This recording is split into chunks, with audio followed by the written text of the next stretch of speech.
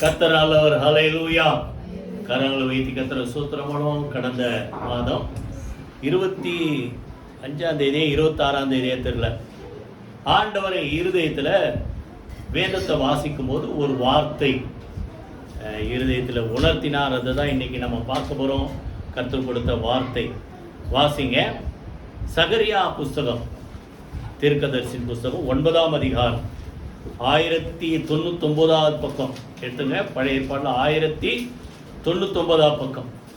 சகரியா 9ஆம் அதிகாரம் 12ஆம் வசனம் வாசிங்க. சகரியா 9:12.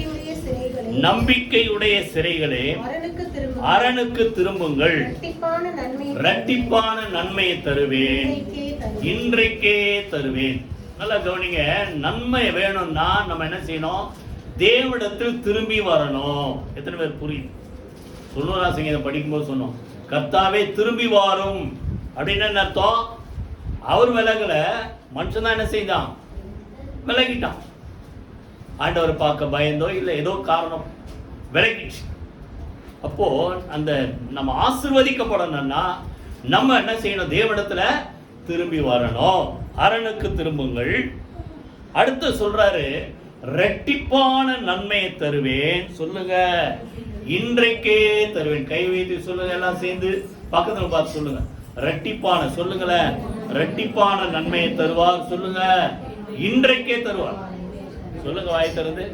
இரட்டிப்பான டபுள் போர்ஷன் இல்ல, டபுள் போர்ஷன் இன்றைக்கே தருவேன். சரியா?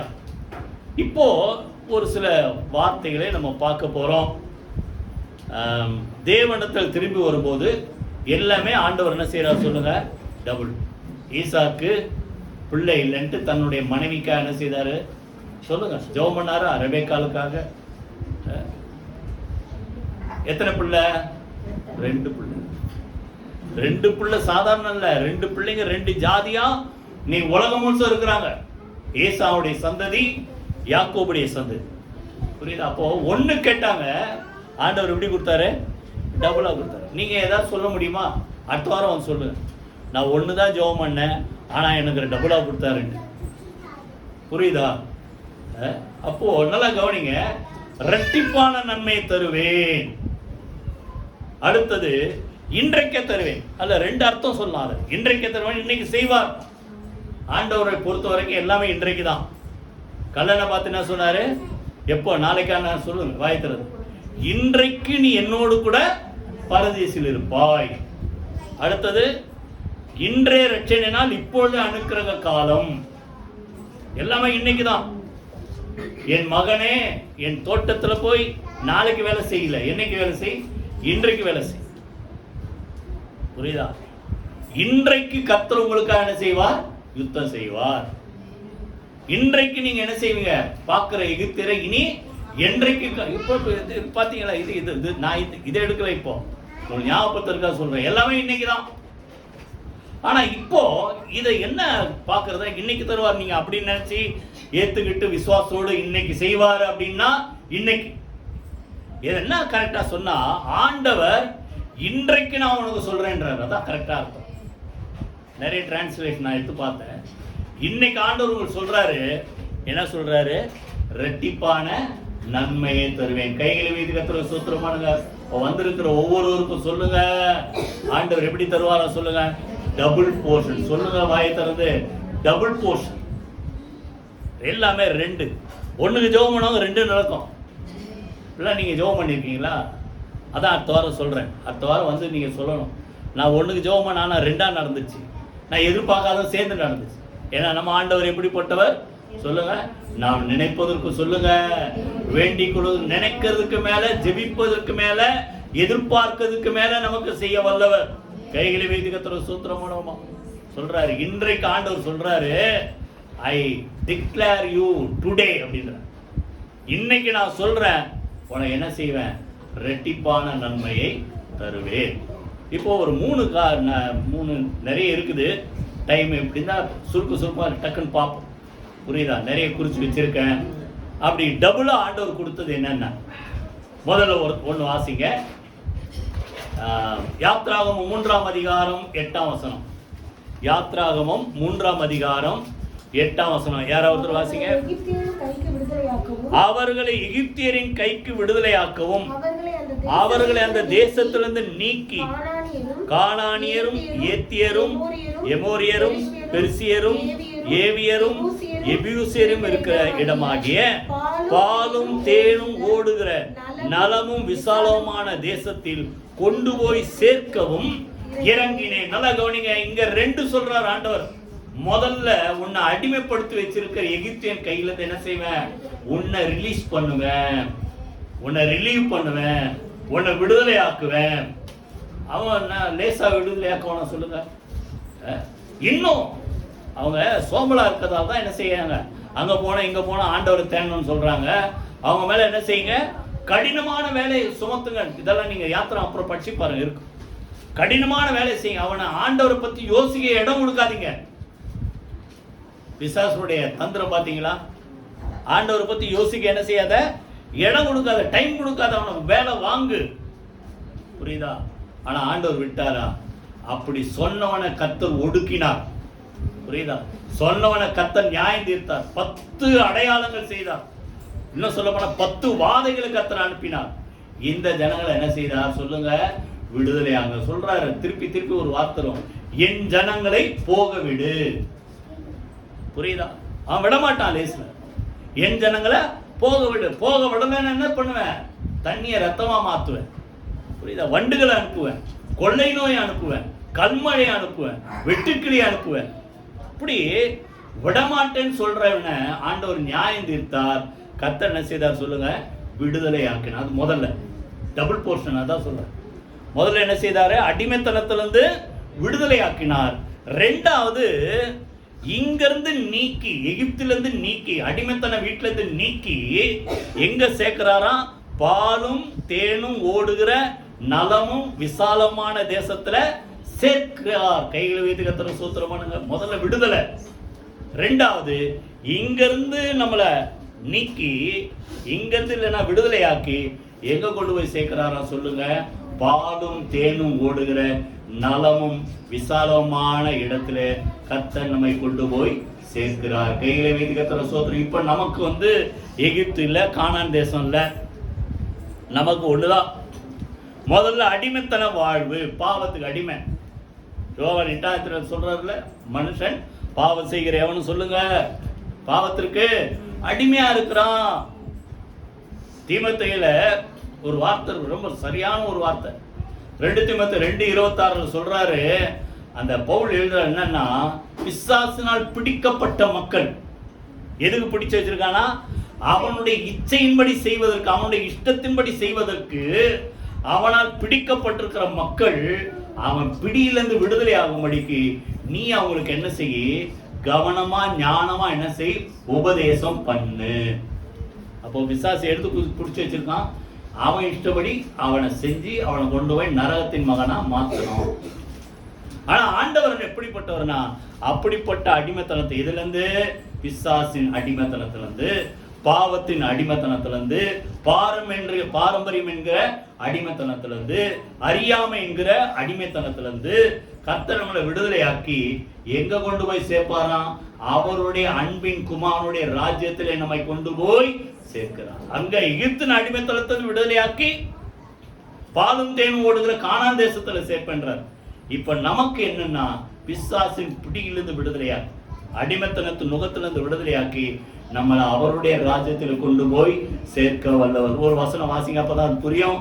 கொலோசியர் 1ஆம் அதிகாரம் எடுத்துங்க. கொலோசியர் 1ஆம் அதிகாரம் ரொம்ப சுருக்கமாவே பார்த்துட்டு அந்த பாயிண்ட் மாத்திரம் சொல்றேன். 1ஆம் அதிகாரம் 12ல இருந்து யாராவது வாசிங்க. 1ஆம் அதிகாரம் 12ல இருந்து, கொலோசியர் 1:12ல இருந்து. ஒளியிலுள்ள பரிசுத்தவானுடைய சுதந்திரத்தில் பங்கடைவதற்காக நம்ம தகுதியுள்ளவராக்குறார். நம்மள இருளின் அதிகாரம் தான் பாவம், பிசாசு, அறியாமை, பாரம்பரியம், இதுல இருந்து சொல்லுங்க நம்மளை விடுதலையாக்கி எங்க உட்படுத்துறான். நல்லா கவனிங்க. இதுல இருந்து விடுதலையாக்கி அம்போன்னு நடுவுல விட்டுல, இங்க இருந்து விடுதலையாக்கி எங்க கொண்டு போய் சேர்க்கிறா? சேஃபா அவருடைய தம்முடைய அன்பின் குமாரனுடைய ராஜ்யத்துல உட்படுத்தினார். கைகளை வைத்து கர்த்தரை ஸ்தோத்திரம் பண்ணுவோமா? அப்ப நம்மளை பாவத்திலிருந்து விடுதலை ஆக்கிட்டார். ஆனா எங்க கொண்டு போய் சேர்க்கணும்? அவருடைய ராஜ்யத்துல கொண்டு போய் சேர்க்கணும்னா அவர் சொன்ன வார்த்தைப்படி நம்ம என்ன செய்யணும்? ஒவ்வொரு நாளும் என்ன செய்யணும் சொல்லுங்க? நடக்கணும். கைகளை வைத்து கர்த்தரை ஸ்தோத்திரம் பண்ணுவோமா? புரியுதா? அப்ப 2 காரியம். முதல்ல விடுதலை, 2வது அடிமைத்தனத்திலிருந்து நீக்கி நம்மளை அவருடைய ராஜ்யத்துல கொண்டு போய் சேர்க்க வல்லவர். கைகளை வைத்து கர்த்தரை ஸ்தோத்திரம் பண்ணுவோமா? அங்க சேர்க்கப்படணும்னா அவர் சொன்ன வார்த்தையின்படி நம்ம என்ன செய்யணும்? வாழ சொல்றாருல, நான் சொன்ன இந்த வார்த்தையின்படி நடக்கிறவன் கை கொண்டு அதன்படி செய்கிறவன் எவனோ அவனை கண்மலையின் மேல் தன் வீட்டை கட்டின புத்தியுள்ள மனுஷனுக்கு ஒப்பிடுவேன்.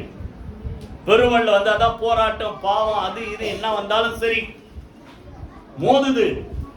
ஆனாலும் அந்த வீடு நிலைத்திருந்த. ஏன்னா தேவனுடைய வார்த்தையிலே தன் வீட்டை கட்டின மனுஷன். கையை வைத்து கர்த்தரை ஸ்தோத்திரம் பண்ணுவோம். அவரை விட்டுட்டு அவர் இல்லாம வாழ்கிற வாழ்க்கை, மண்ணின் மேலே அசிவாரம் போட்டு வீட்டை கட்டின மனுஷன் பெருவெள்ளம் வந்தது, எல்லா போராட்டம் வந்து காணாம போயிடுச்சு. அந்த வீடு முழுதும் என்ன செய்ததான்? அழிந்தது. அப்ப நமக்கு நல்லா கவனிங்க, உங்க வாழ்க்கை நிலைத்திருக்கணும், பரலோக ராஜ்யத்துல போய் நித்திய ஜீவனை பெற்றுக்கொள்ளணும்னா தேவன் சொன்ன வார்த்தையின்படி நம்ம என்ன செய்யணும் சொல்லுங்க? நடக்கும். முதல்ல ஆண்டவர் என்ன செய்யறார்? விடுதலை ஆக்குறார். 2வது சொல்லுங்க, அடுத்தது அவருடைய ராஜ்யத்திலே நம்மை கொண்டு போய் சேர்க்கிறார். அதற்கு நம்மளை தகுதியுள்ளவராக்கினவர் நம்முடைய ஆண்டவர். ஒரே தகுதி, அவருடைய குமாரனாக இயேசு கிறிஸ்துவோட ரத்தம் சொல்லுங்க சகல பாவனை நீக்கி நம்ம என்ன செய்தது? சுத்திகரித்தது. இது ஒன்று. 2வது ஏசாயா 61 அதிகாரம், அங்கே 2 இருக்கு. ஏசாயா 61:7 யாராவது வாசிங்க. ஏசாயா 61:7. நல்லா கவனிங்க எல்லாரும். ஏசாயா 61:7. உங்கள் 867 பக்கம். உங்கள் வெட்கத்துக்கு பதிலாக 2 தனையா பலன் வரும். லட்சைக்கு பதிலாக தங்கள் பாகத்தில் சந்தோஷப்படுவார்கள். அதன் நிமித்தம் தங்கள் தேசத்தில் இரட்டிப்பான சுதந்திரம் அடைவார்கள்.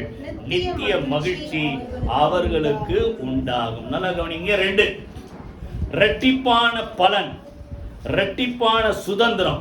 என்னன்னா வெட்கத்திலிருந்து கர்த்தர் விடுதலை ஆக்குறாரு, நித்திய மகிழ்ச்சியை கர்த்தர் கொடுக்கிறார். கையில வீடு கர்த்தர் சூத்திரமான இது வரைக்கும் அந்த என்ன பாட்டு, அவமானம் அடைவதில்லை, நான் அப்பா நான் உமது பிள்ளை. புரியுதா? தேவ ஜனங்கள் ஒரு நாள் கர்த்தர் என்ன செய்வார் சொல்லுங்க? வெட்கப்பட்டு போக விட மாட்டார். என் ஜனங்கள் சொல்லுங்க ஒருபோது என்ன செய்வதில்லை? வெட்கப்பட்டு போவதில்லை. அவரை நோக்கி பார்த்த முகங்கள் சொல்லுங்க பிரகாசம் அடைந்தன, அவர்கள் வெட்கப்படவில்லை. கைகளை வீதி கர்த்தரை ஸ்தோத்திரம் பண்ணுவோமா? அப்ப நல்லா கவனிங்க. முதல்ல ஆண்டவர் நிந்தையிலிருந்து, அவமானத்திலிருந்து, லட்சையிலிருந்து என்ன சொல்ற? விடுதலை ஆக்குறார். வெட்கத்திலிருந்து விடுதலை ஆக்குறார். 2வது அந்த சூழ்நிலை வராதபடிக்கு அந்த சூழ்நிலையே கர்த்தர் மாற்றி எப்படிப்பட்ட இது சொல்றாரா? நித்திய மகிழ்ச்சியினால் கர்த்தர் நம்மை நிரப்ப வல்லவர். கைகளை வைத்து கர்த்தர் ஸ்தோத்திரம். அப்போ நிந்தைகளை நீக்குகிறார், மகிழ்ச்சி அடைய செய்யும். சொல்லுங்க பக்கத்துல பார்த்து சொல்லுங்க. நிந்தை சொல்லுங்க எல்லாம் சேர்ந்து. நிந்தையை நீக்குவார், மகிழ்ச்சி அடைய செய்வார். ஒவ்வொரு நாளும் எத்தனை காரியங்கள் நிந்திக்கிறாங்க இல்ல? நிந்திக்கிறாங்களா? இது இல்ல அது இல்ல, இப்படி ஆயிடுச்சு அப்படி ஆயிடுச்சு. புரியுதா? நிந்திக்கிறவங்களை பார்த்து நீங்க சொல்லணும், கர்த்தர் என்ன செய்வார் சொல்லுங்க? என் நிந்தையை நீக்குவார் சொல்லுங்க, என்ன மகிழ்ச்சி அடைய. ஒவ்வொரு நாளும் அந்த மூத்தவளா இளையவளா தெரியல, அன்னாள் பெனினாள். புரியுதா? அவன் என்ன செய்வா? பெனினாளுக்கு நிறைய பிள்ளை இருக்குது, அண்ணாளுக்கு பிள்ளை இல்லை. 1 Samuel 1:7 படிச்சு பாருங்க. அவன் என்ன செய்வான்? தினந்தோறும் அவனை நிந்திப்பான், விசனப்படுத்துவான். நம்ம ஊர்ல இருக்கிற ஆளுங்களுக்கு தெரிஞ்ச அப்படிப்பட்ட சூழ்நிலை வந்தா தெரிஞ்ச ஒரே வழி சொல்லுங்க. ஒரே வழி என்ன பண்ணுவீங்க? யாராவது இப்படி பண்ணா சொல்லுங்க, நீங்க என்ன பண்ணுவீங்க? இல்ல நாங்களாம் அப்படிலாம் வரவே இல்லை, எங்களுக்கு நல்லா இருக்குன்றீங்க. என்ன செய்வீங்க? சாப்பிடாம உட்காந்து அழுவோம். போயிடுமா? அவள் சாப்பிடாம உட்கார்ந்து என்ன செய்வாளாம்? அழுது கொண்டு இருப்பாள். ஆனா நல்லா கவனிங்க, சாப்பிடாம உட்கார்ந்து அழுதா இதோ உங்களுக்கு ஒண்ணா ஒரு தேர்தல், அழுது முடிச்சிட்டேன்ட்டு. ஆனா நல்லா கவனிங்க, நீங்கணும் மகிழ்ச்சி உண்டாகணும்னா தேவ சமூகத்துல வந்து என்ன செய்யணும் சொல்லுங்க, விண்ணப்பம் பண்ண வேண்டும். கைகளை வைத்து கர்த்தர் சொல், மனசு அப்படியே கொட்டி ஜெபம் பண்றோம். தேவ சமூகத்துல வந்து அவர் சொல்றாங்க, வார்த்தை இருக்கும் 1:12 நினைக்கிறேன், இருதயத்தை ஊற்றி விட்டேன். புரியுதா? இருதயத்தை உடைச்சு ஆண்டவர் சமூகத்துல வந்து ஜெபம் பண்ற, கண்ணீரோடு மன கிளேசத்தோடு. புரியுதா? நல்லா கவனிங்க, உங்க இருதயத்தை உடைச்சு ஊற்ற வேண்டிய ஒரே ஒரு இடம் தேவ சமூகம் தான். நீங்க நினைக்கலாம், ஒரு சிலர் ஒரு தாய் தகப்பன் கூட அவங்க கேட்பாங்க, தாய் தகப்பன் அதை போல எல்லாரும் இருப்பாங்க, சொல்ல முடியாது. நீங்க ஏதாவது உடைச்சு பேசுனா அதை என்ன செய்வாங்க, அதெல்லாம் ரகசியத்தை தெரிஞ்சுட்டு அத்தாட்ட சொல்ற ஆளுங்களும் இருப்பாங்க. புரியுதா? ஆனா நம்பி உங்க இருதயத்தை ஊற்ற வேண்டிய ஒரே ஒரு இடம் ஆண்டவருடைய பிரசன்னம், ஆண்டவருடைய சமூகம். கைகளை வைத்து கர்த்தர் சொன்னாதான் ஜனங்களே எக்காலத்திலும் 62ஆம் சங்கீதத்துல எக்காலத்திலும் அவரை நம்புங்கள், அவர் சமூகத்துல உங்க இருதயத்தை என்ன செய்யுங்க, உடைச்சி ஊத்துங்கன்றார் ஆண்டவர். புரியுதா? அப்ப தேவ சமூகத்துல வந்து இருதயத்தை உடைச்சி மன கிளேசத்தோடு எல்லாத்தையும் கொட்டி ஜெபம் பண்றா பாருங்க. கர்த்தர் அந்த நிந்தையை நீக்கினார். மலடி என்ற சொல்லுங்க, நிந்தையை நீக்கினார். ஒண்ணு இல்லைங்க, எத்தனை பிள்ளையா? 1 கேட்டால் 7 பெற்றார். அந்த 2ஆம் அதிகாரம் 1 சாமுவேல் 2ஆம் அதிகாரம் அந்த வசனம் மாத்திரம் படிச்சு அடுத்தது போயிடும். 1 சாமுவேல் 2ஆம் அதிகாரம் 5ஆம் வசனம் வாசிங்க. 5ஆம் வசனம், திருப்தியாய் இருந்தவர்கள் அப்பத்துக்காக கூலி வேலை செய்கிறார்கள், பசியாய் இருந்தவர்களோ இனி பசியாய் இருப்பதில். எந்தனால நிந்த வந்தாலும் சரிங்க, அங்க பிள்ளை இல்லைன்ற நிந்த, வேற என்ன நிந்த வந்தாலும் சரி, கர்த்தர் நிந்தைய மாத்துவார், நித்திய மகிழ்ச்சி. வாயத்தில் சொல்லுங்களேன், நிந்தைய மாத்துவார். சொல்ல மாட்டீங்களே, நிந்தைய மாத்துவார், நித்திய மகிழ்ச்சியை தருவார். அதுக்கப்புறம் அந்த அம்மா விடலையா, துக்கமுகமாய் இருக்கவில்லை. புரியுதா? சந்தோஷம். ஜெபம் பண்ணோடனே அந்த மாதிரி தெரிஞ்சிச்சு, ஆண்டவரே ஜெபத்தை நிச்சயமா கேட்பார், நான் இனிமேல் அழுது உட்கார மாட்டேன். புரியுதா? திருப்பி அதை தொடர்ந்து வாசிங்க. மலடியா இருந்தவள் 7 பெற்றால், அநேகம் பிள்ளைகளை பெற்றவளோ பலட்சியமான. அப்படின்னா அந்தமா சொல்றாங்க, நிறைய பிள்ளை இருக்குதுன்னு நினைச்சுக்கிட்ட, ஆனா உன்னை விட கர்த்தர் என் வம்சத்தை, அப்படிதானே? அந்த சாமுவேல் தீர்க்கதரிசி யார் மூலமா? இந்த மூலமா தான் வருது. ராஜாக்கள் அபிஷேகம் பண்ற ஒரு பெரிய ஊழியம். புரியுதா? கர்த்தர் அப்படிப்பட்ட ஒரு வம்சத்தை பெற்றெடுக்க அருமையான அண்ணாளுக்கு ஆண்டவர் என்ன செய்தார் சொல்லுங்க, உதவி செய்தார், நிந்தையை நீக்கினார். சொல்லுங்க. அதனால சொன்ன பொருத்தனை செஞ்சான். பிள்ளை கொடுத்தா என்ன செய்வேன், உங்களுக்கு ஒப்பு கொடுக்குறேன். அதே போல ஆண்டவருக்கு இந்த பால் மறந்த பிறகு அந்த சாமியில கொண்டு வந்து தேவ சமூகத்துல ஆசிரியர் கூடாரத்தை கொண்டு வந்து விட்டாங்க. விட்டதுக்கு அப்புறம் அதற்கு பிறகு ஆண்டவர் என்ன செய்தார் பாத்தீங்கன்னா, 2:21 வாசிங்க. 2:21, அப்படியே கர்த்தர் அன்னாரை கடாட்சித்தார், அவள் கர்ப்பம் தரித்து 3 குமாரரையும் 2 குமாரத்திகளை பெற்றாள். சாமுவேல் என்னும் பிள்ளையாண்டான், கர்த்தருடைய சமூகத்தில் சந்நிதியில் வளர்ந்தான். கைகளை வைத்து கர்த்தர் சூத்திரமா பாருங்க, சொன்ன பொருத்தனின்படி செஞ்சாங்க. கரெக்டா? பொருத்தனை என்ன செஞ்சாங்க, நிறைவேற்றினாங்க. நிறைய பேர் அப்படிலாம் செய்றீங்க. ஆண்டவரே பிள்ளை இல்ல, பிள்ளை கொடுத்தா என்ன செய்வேன், உங்களுக்கு ஒப்பு கொடுக்குறேன் அப்படின்னா அர்த்தம், நீங்க கொண்டு போய் சர்ச்சில் கூட்டம் விடணும். அப்படி இல்லை, முழுசா உங்களுக்காக வளர்ப்பேன். அதுக்கப்புறம் ஜெபம் பண்ணி உங்களுக்கு என்ன ஆண்டவர் சொல்றாரோ அதுபடி அந்த பிள்ளை என்ன செய்யுங்க, நடத்துங்க. புரியுதா? ஆனா இன்னைக்கு பிரச்சனை என்ன தெரியுமா, பிள்ளை இல்லைன்னா பிள்ளை வந்ததுக்கு அப்புறம் ஐயோ பிள்ளைய பார்த்துக்கிற வீட்டிலே உட்காந்துக்கிறேன். புரியுதா? அவன் கர்த்தருடைய சந்நிதியிலே காணப்படும்படி அவனை கொண்டு போய் விடுவேன். புரியுதா? ஜெபம் பண்ணீங்களே, ஆண்டவர் கொடுத்தார செஞ்சீங்களா? புரியுதா? அதே போல கொண்டு வந்து விட்டபடினால அதுக்கு பதிலாக எத்தனை பிள்ளை கொடுக்கிறாரா, 3 ஆணு, அடுத்தது 2 பொண்ணு, 1க்கு 5. புரியுதா? நல்லா கவனிங்க. இதான் 2 பலன். என்னது சொல்லுங்க, நிந்தையை வாயத்தரன்னு சொல்ல மாட்டீங்களே, நிந்தையை நீ சொல்லிட்டே இருக்கணும்.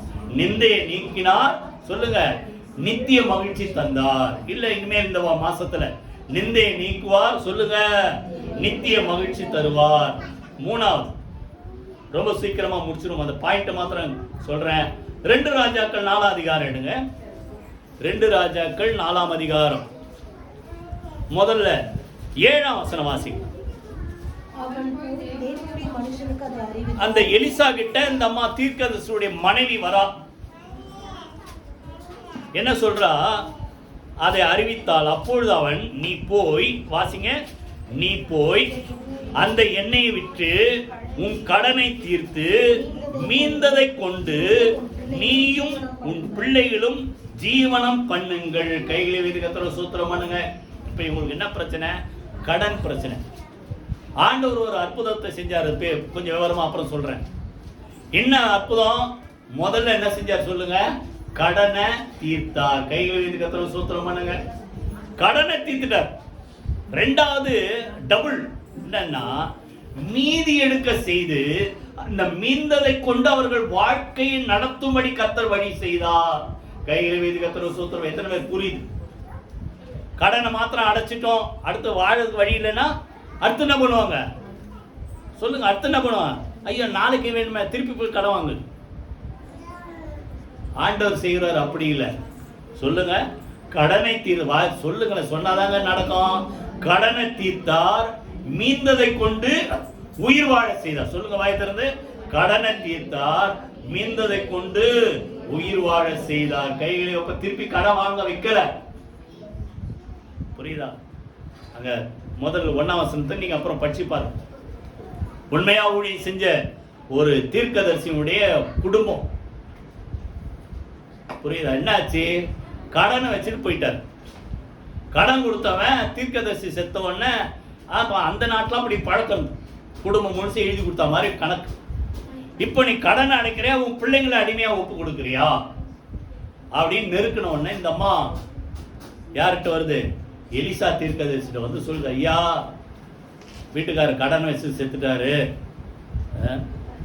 பிள்ளைங்களை அடிமையா கொடுன்னு கேட்கறான், என்ன பண்றது தெரியல.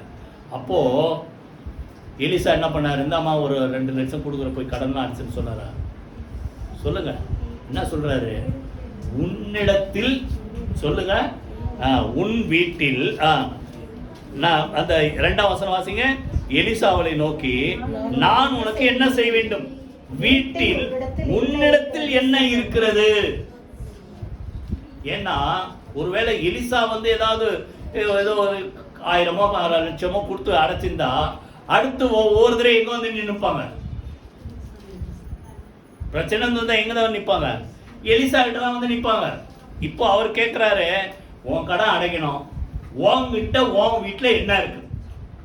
இந்தம்மா யோசிச்சு பாக்குது, ஒரு குடம் எண்ணெய் அல்லாம வேறொன்றும். ஆனா இவங்க கணக்கு ஒரு குடம் எண்ணெய் இருக்குது, ஆனா ஆயிரக்கணக்கான கடன் இல்லைன்னா லட்சக்கணக்கான கடனுக்கு அதால அடைக்க முடியாது. இப்ப நல்லா கவனிங்க, நீங்களே கணக்கு போடாதீங்க. நிறைய பிரச்சனை தெரியுமா? இந்த பொருளாதாரம் மாத்திரம் இல்லை, எல்லாத்துக்குமே நான் சொல்றேன். நீங்களே ஜெபம் பண்ணி, ஆண்டவரை நான் அப்படி போவேன், அப்படி அவர் இருக்கணும், அவர் இதை சொல்லணும், இதை செய்யணும், அதை செய்யணும். ஆண்டவருக்கு என்ன பண்றது? அப்படி பிளானே போட்டு கொடுத்துரும்.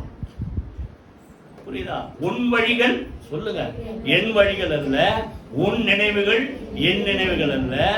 உன் நினைவை பார்க்கல என் நினைவு உயர்ந்தது, உன் வழியை பார்க்கல என் வழி உயர்ந்தது. காரணம், பூமியை விட வானம் உயர்ந்தது. புரியுதா? அப்போ நீங்களே கணக்கு போடாதீங்க. ஆண்டவர் என்ன செய்யணும் சொல்றார். இந்த வந்த உடனே ஒரு குடம் எண்ணெயால கடன் அடைக்க முடியாது. ஆனா நம்ம உண்மையை சொல்லிட்டு ஒரு குடம் எண்ணெய் இருக்கு. இப்போ ஆண்டவர் வழி சொல்றாரு, நீ போய் பக்கத்து வீட்டு அக்கம் பக்கத்துல போய் என்ன பண்ண, காலி பாத்திரத்தை கேள்வி. எண்ணெயோட கேட்டா கொடுக்க மாட்டான், ஏன்னா இது ஏற்கனவே கடங்காலம், இது திருப்பி வாங்கினா இது கொடுக்காது. அதனால என்ன பண்ண, காலி பாத்திரத்தை வாங்கு. போய் வீட்டுக்குள்ள உட்காந்துக்கிட்டு வாங்கின காலி பாத்திரத்தெல்லாம் இந்த எண்ணெய் எடுத்து ஊத்து. நம்மளை போல என்ன பண்ணும், அது என்ன எலிசா, இதுல இருந்து ஊத்துனா அது ரொம்ப இது காலி ஆகுமே, ஐடியாலாம் சொல்லுவீங்க நீங்க இல்ல. ஆனா ஆண்டவர் சொன்ன வார்த்தைப்படி அப்படியே நம்புங்க. கையில வீடு கத்துற சொத்துறமனம். அதே போல போய் நிறைய காலி பாத்திரத்தை வாங்க, வீடு முழுசா காலி பாத்திரம் இருக்குன்னு ஒரு கூட எண்ணெய் பிள்ளைங்களை கூப்பிட்டாங்க, எடுத்து ஊத்துறாங்க. காலி பாத்திரம் கொண்டு வா, ஊத்து ஊத்து ஊத்து, எல்லாம் ஃபுல்லாயிட்டே இருக்குது. இதுல இருக்கிற எண்ணெய் குறையவே இல்லை. அடுத்தது இன்னொரு பாத்திரம் கொண்டு வானா, பிள்ளைகாரன் சொல்றான், அவ்வளவுதான், எல்லா பாத்திரம் ஃபுல் ஆயிடுச்சு. கைகளை வீதி கத்துற சோத்திரம் பண்ணுவோமா? இப்ப நல்லா கவனிங்க, உங்க விசுவாசம் எந்த அளவுக்கு இருக்குதோ அந்த அளவுக்கு தான் ஆசீர்வாதம். எத்தனை பேர் புரியுது? நீங்க 10 பாத்திரம் வாங்கியிருந்தா 10 ஃபுல்லா இருக்கும், 20 பாத்திரம் வாங்கியிருந்தா 20 ஃபுல்லா இருக்கும். அத்தனை பாத்திரங்களை கர்த்தர் வெறுமையா வைக்கல. வாயத்தர சொல்லுங்களேன், என் பாத்திரம் சொல்லுங்க நிரம்பி வழிகிறது. புரியுதா? அநேகருக்கு கொடுக்கத்தக்கதாக நீங்க வருவீங்க. புரியுதா? கடனை அடைச்சாங்க, இப்ப மீதி எலிசா சொல்றாரு, முதல்ல வித்து என்ன பண்ண, கடனை அடைச்சிரு, அதுல மீதி கொஞ்சம் இருக்கும், பணம் இல்ல பணமோ எண்ணெயோ இருக்கும், அதை வச்சு நீயும் உன் பிள்ளைங்களும் உன் குடும்பம் என்ன செய்யலாம் சொல்லுங்க, ஜீவியம் பண்ணலாம். கைகளை வேதகத்துல சோத்திரம் பண்ணுங்க. அப்ப இங்க 2 முதல்ல சொல்லுங்க, வாயத்திலிருந்து கடனை அடைப்பார். சொல்லுங்களேன், கடனை அடைப்பார். எதிர்காலத்துக்கு உண்டான என்ன சொல்றது, அந்த சோர்ஸையும் கொடுப்பார். எத்தனை பேர் புரியுது? எதிர்காலத்துக்கு உண்டான திருப்பி கடன் வாங்காதபடி அப்படிதான் கொடுக்குது. நீ அநேக ஜாதிகளுக்கு சொல்லுங்க, கர்த்தர் நீ செய்கிற வேலைகள்லாம் 28 அதிகாரம் உபாகமம் 28, 11, 12 கர்த்தர் நீ கையிட்டு செய்கிற எல்லா வேலைகளும் ஆசீர்வதிக்கும்படி என்ன செய்வாராம், பரலோகத்தை பலகணிகளை திறந்து என்ன செய்வார், வானத்தை திறந்து உன்னை என்ன செய்வார், ஆசீர்வதிப்பார். அப்படி கர்த்தர் உன்னை ஆசீர்வதிப்பதினால் 12ஆம் வசனம், நீ அநேக ஜாதிகளுக்கு சொல்லுங்க கடன் கொடுப்பாய், நீயோ என்ன செய்வதில்ல, கடன் வாங்க மாட்டாய். அதே வார்த்தைய உபாகமத்துல 15:6 என்ன சொல்றாரு, நீ அநேக ஜாதிகளுக்கு கடன் கொடுப்பாய், நீயோ கடன் வாங்குவதில்லை, அநேக ஜாதிகளை நீ ஆளுவாய், அவர்கள் உன்னை என்ன செய்வதில்லை, ஆளுகை செய்வதில்லை. அப்ப கடன் வாங்கினா அடிமை. பைபிளே இருக்கு, கடன் வாங்கினவன் கடன் கொடுத்தவனுக்கு அடிமை. புரியுதா? அப்ப நல்லா கவனிங்க, கர்த்தர் உங்களை ஆசீர்வதிச்சார் ரெட்டிப்பு. எத்தனை பேருக்கு அப்படி இருக்குது சொல்லுங்க. முடியும் போது நல்லா இருதயத்தை ஊத்தி ஜெபம் பண்ணுங்க, என்னென்னலாம் நீங்கணும் எல்லாம் நீங்கணும். புரியுதா? கடனை அடைப்பார். சொல்லுங்க, எதிர்கால வாழ்க்கைக்கு உண்டான அந்த ரிசோர்சஸை கர்த்தர் கொடுப்பார். கைகளை வைத்து கர்த்தரை ஸ்தோத்திரம் பண்ணுவோமா? 3வது, இது 4வது. இப்போ பார்ப்போம். 4வது லூக்கா 15ஆம் அதிகாரம் 16 இருந்து யாராவது வாசிங்க.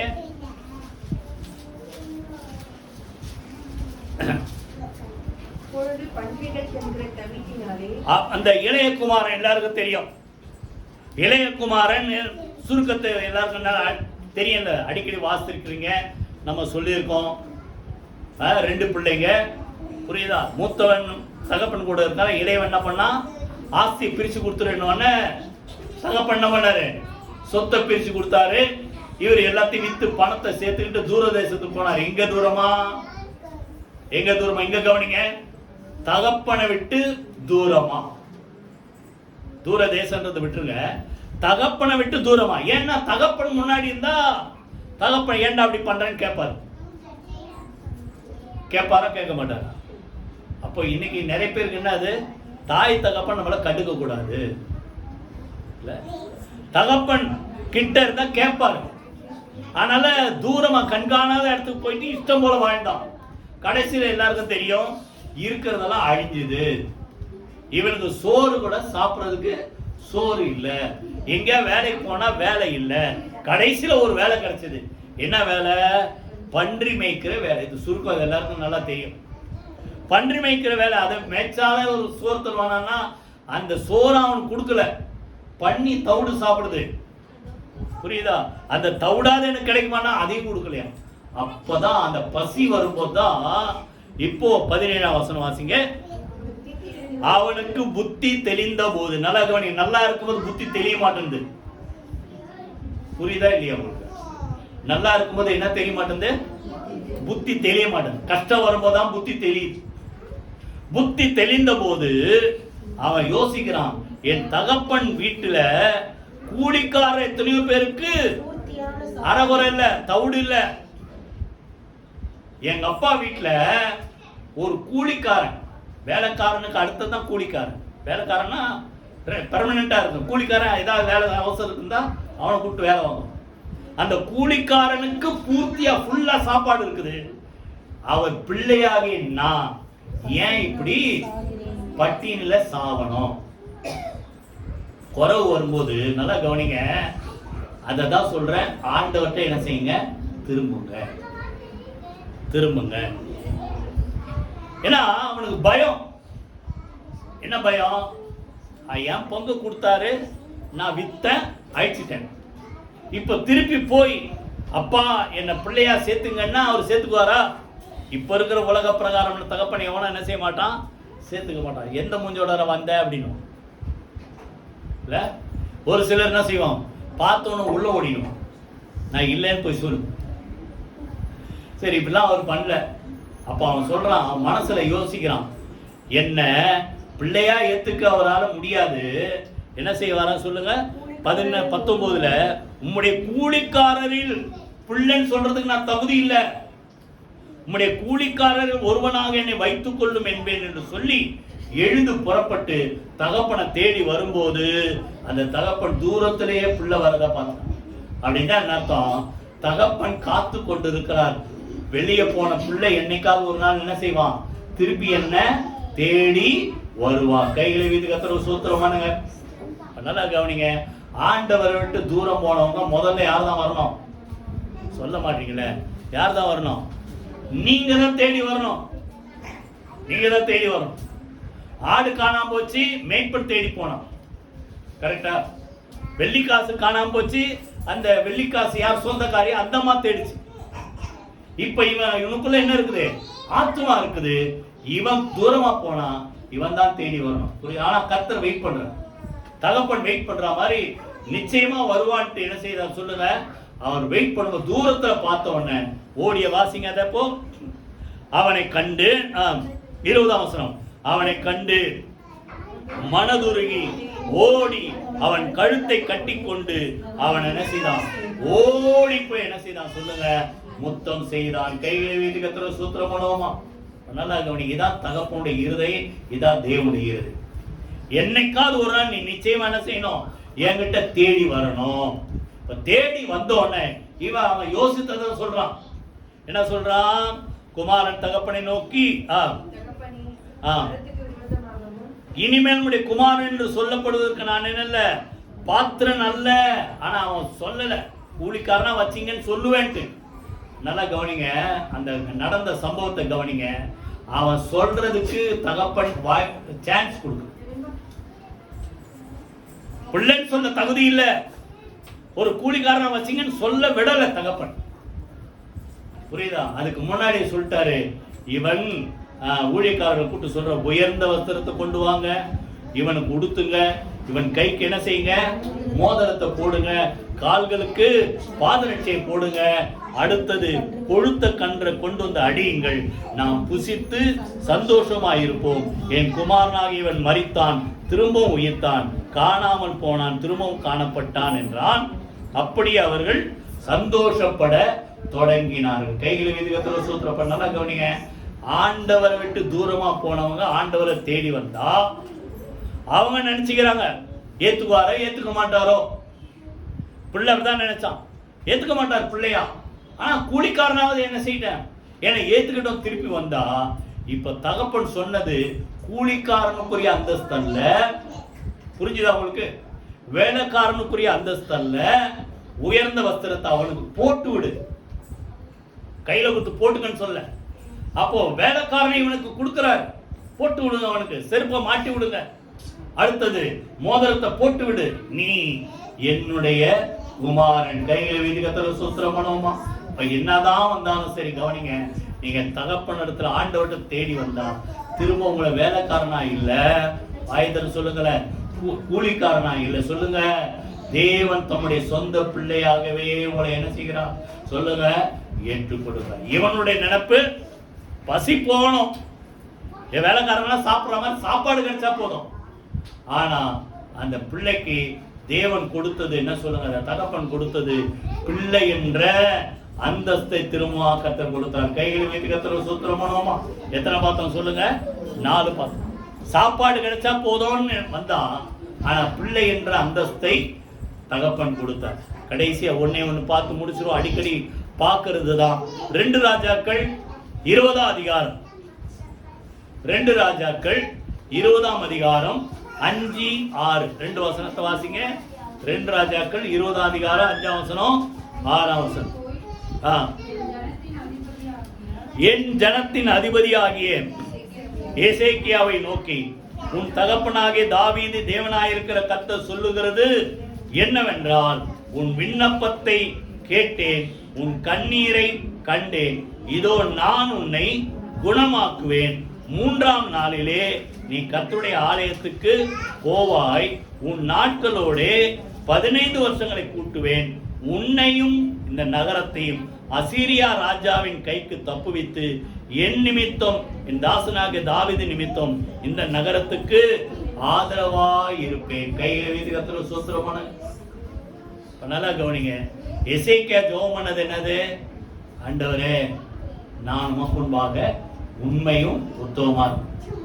ஆனா தீர்ப்பு என்னது? நீ என்ன செய்ய போற? வியாதி நீங்க பழைக்க மாட்ட, செத்து போயிடுவ. தீர்ப்பு.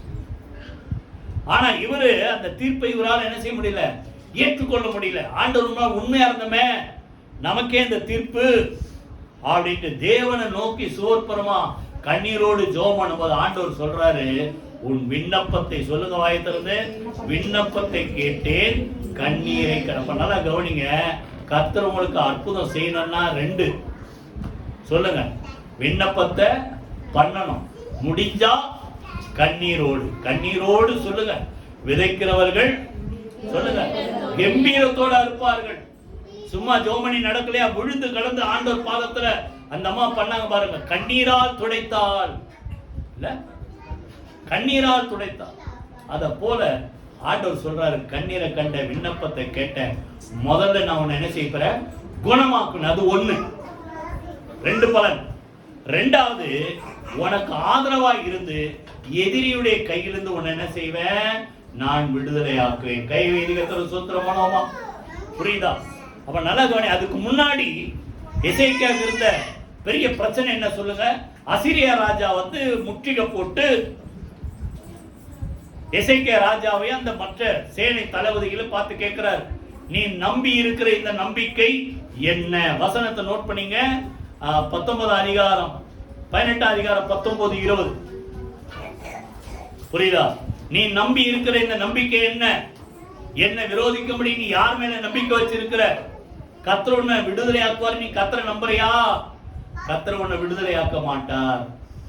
நல்லா கவனிங்க. சத்ரு இதான் உங்களை பயங்காட்டுவான். நீ ஆண்டவர் நம்புற, ஆண்டவர் செய்வாரா? அதெல்லாம் உங்களுக்கு நடக்காது. நான் நீங்க நம்புங்க, கர்த்தரை நம்புங்க. கர்த்தர் 2த்தையும் செய்வார். அவனை முதல்ல என்ன பண்ணார் சொல்லுங்க? குணமாக்கினார்.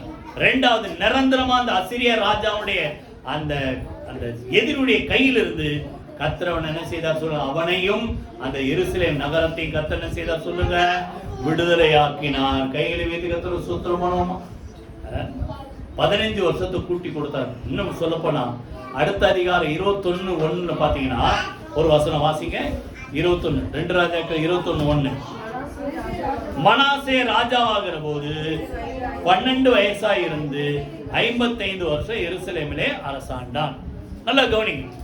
இப்போ எசேக்கியா இறந்த பிறகு யார் ராஜா வருது? எசேக்கியாவோட பிள்ளை மனாசே ராஜா வரும். அப்ப வயசு ராஜா ஆகும்போது வயசு எத்தனை? 12. அப்ப எப்போ பிறந்திருக்கிறான்? புரியலையா? 15 வருஷம் கூட்டி கொடுத்தாருல்ல ஆண்டவரு. அப்ப அந்த 15 வருஷத்துல பிறந்தவன் தான் மனாசே. அப்ப இது பாருங்க, இது இன்னொன்னு டபுள் இல்ல, இது என்னது? ட்ரிபிள். இப்படிதான் நீங்க ஜெபம் பண்ணீங்கன்னா 1க்கு மேல ஆண்டவர் அதுக்கு மேல அதுக்கு மேல அதுக்கு மேல செஞ்சுக்கிட்டே இருப்பார். இவன் கேட்டது சுகமாகணும். ஆனா ஆண்டவர் சொல்றாரு, சுகத்தையும் கொடுப்பேன், அந்த சத்துருடைய கையிலிருந்து உன்னை தேசத்தை என்ன செய்வேன்? விடுதலை ஆக்குவேன். அதுக்கும் மேல 1, அந்த 15 வருஷம் ஆடட் லைஃப் கூட்டி அந்த அவனுக்கு அடிஷனா கொடுத்த அந்த லைஃப்ல ஆண்டவர் ஒரு பிள்ளை கொடுத்தார். அவனுக்கு வாரிசை கத்தர் கொடுத்தார். கையில வீதி கத்தர் சூத்திரம் பண்ணுவோமா?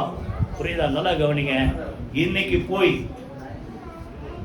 அவரை அடையாளம் கேட்டார். என்ன சுகமாவதுக்கு அடையாளம் என்ன? கொஞ்சம் சத்தம் போடாதீங்க பிளீஸ். கவனிக்கிறீங்களா? புரியுதா? அவர் கேட்கிற ஒரே ஒரு வசனம் வாசிங்க. 8ஆம் வசனம் 20:8 வாசிங்க.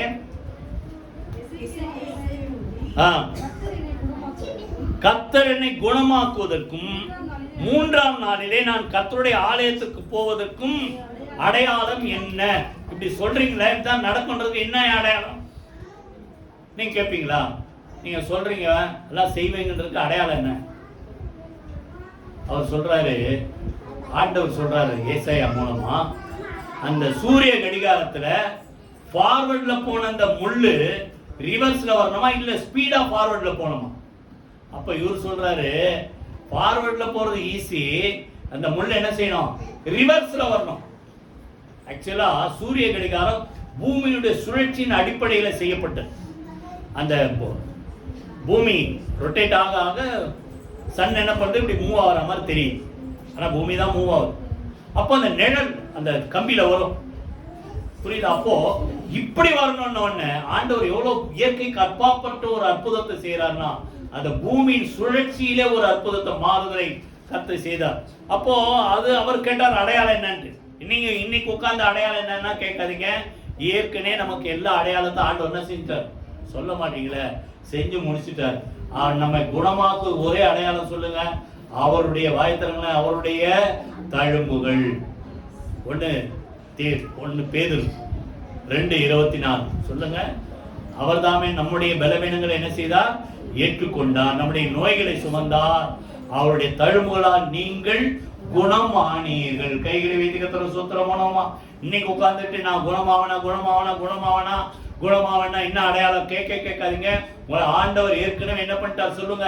சிலுவையிலே சிந்தின ரத்தத்தினாலே, அவருடைய காயங்களினாலே, அவருடைய தழும்புகளினாலே உங்களை என்ன செய்தார்? குணமாக்கி விட்டார்.